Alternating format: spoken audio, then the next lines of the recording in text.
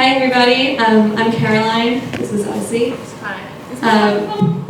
Hello. There you go. Okay. We're both graduate students at UC Davis, and we recently formed a field safety committee for our graduate group because we identified major risks that students were facing, and we're trying to fix it as best as we can. So today we just kind of want to talk about why we formed, and then we also performed a graduate program review this year, and so we wrote a letter with a bunch of other graduate students that we are in cohorts with to talk about like what are the issues that we're facing, what are the dangers that we're facing, why are we facing them, and how can we try to change that.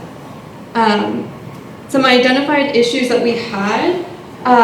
Students are coming from a wide variety of backgrounds, and there's a false assumption of skill and knowledge for incoming students. Sometimes it's not false, but very often people have never been to the field site before that they're going to, or done the type of work that they're going to be doing.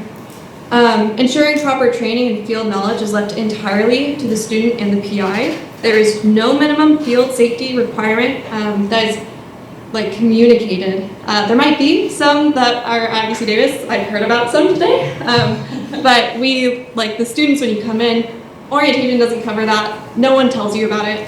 UC Davis is kind of too big for its own good in some respects, but we're trying to mitigate that. Students are unfamiliar with campus safety resources, services, rights, or support. It kind of feels like the Wild West.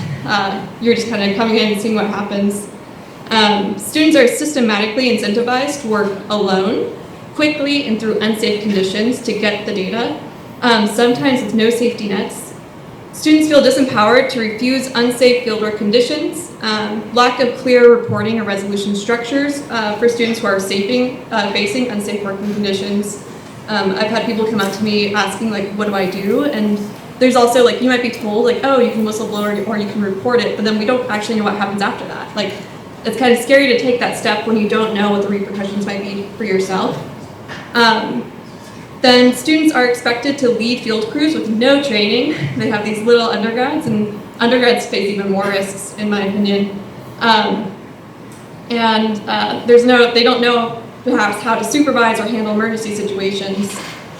Field safety risks for historically marginalized groups, as a lot of people have talked about today, are often overlooked and underserved. So I'm going to blow through all the potential solutions quickly that we have proposed to address these issues. So first, we are hoping to have a safety course at the beginning of when people get admitted to the graduate group that kind of goes over an overview of everything you would need to be safe in the field. We've received some pushback because graduate group executives have said, oh, the new students are too busy and they already have too many required courses. To which we say, this is kind of more important, so maybe you should get rid of one of the other courses. We want clear reporting structures for students, so if they want to refuse unsafe fieldwork conditions, or if they want to identify something that their PI told them to do that they think is outrageous, they need to know where to go and they need to know that they can report it and be safe and not face retaliation. We want more funding to support trainings and other structures, to support students in data collection, so maybe extra funding to hire a field tech so you don't have to go and do fieldwork alone, or trainings like WUFA or Swiftwater, making them free and available if possible. We want students to be required to make field safety plans, which is currently not required to my knowledge, and many labs don't have field safety plans for their fieldwork. And we want PIs to be provided resources on how to design effective field safety plans.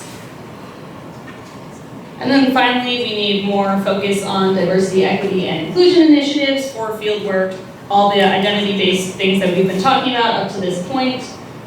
Field Futures is the example. There's also a program led by Nicole Snell called Yes, I'm Hiking Solo, which is for gender minorities who are out in the wilderness and have to use self-defense for some reason. Things like that, making those trainings available for students who feel like they may need it, and setting up community agreements between students, PIs, and other staff to make sure that everyone is on the same page about how to keep each other safe, no matter whatever people's identities are or what backgrounds they're coming from. We'll wrap up there. If you have ideas, and maybe you're also a graduate student or you are faculty, if you have ideas, suggestions, please reach out to us. We'd love to talk to you. Thank you.